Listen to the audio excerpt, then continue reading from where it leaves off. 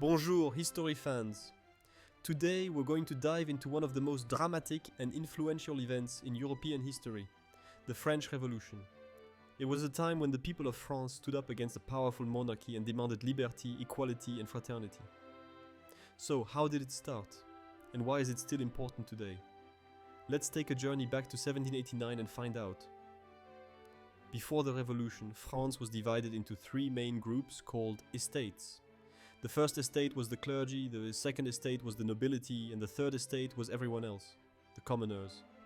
Most of the taxes were paid by the third estate, while the first and second lived in luxury. On top of that, food shortages and rising prices left the people of France struggling to survive.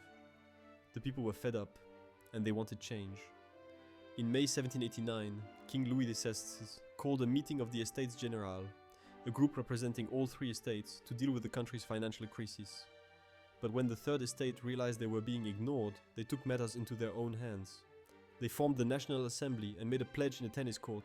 Yes, an actual tennis court, vowing to create a new constitution. This was the start of the revolution. On July 14, 1789, tensions boiled over, and the people of Paris stormed the Bastille, a prison that symbolized the tyranny of the monarchy. This moment became a turning point in the revolution and is still celebrated as Bastille Day in France. The revolutionaries were ready to take back their power, and the king was starting to lose control.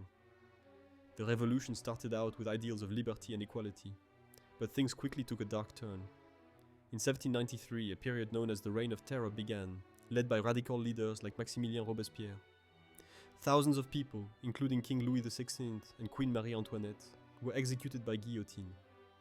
It was a time of fear and chaos as the revolutionaries turned on each other in a quest for power. By the end of the Reign of Terror, France was in chaos. Enter Napoleon Bonaparte, a brilliant military leader who rose through the ranks during the revolution. In 1799, he seized control of the government in a coup and later declared himself Emperor of France. While Napoleon brought stability, he also led France into more wars, forever changing the face of Europe. So, what's the legacy of the French Revolution? While it was a time of bloodshed and conflict, it also planted the seeds for modern democracy. The revolution introduced ideas of human rights, citizenship and equality that spread across the world. It showed that ordinary people could challenge the powerful and change the course of history. The French Revolution was a time of incredible change, a mix of hope, struggle and the quest for a better future. While it wasn't perfect, its impact is still felt today in France and around the world. From the storming of the Bastille to the rise of Napoleon, this revolution forever changed history. If you enjoyed learning about the French Revolution, make sure to hit subscribe for more fascinating history lessons.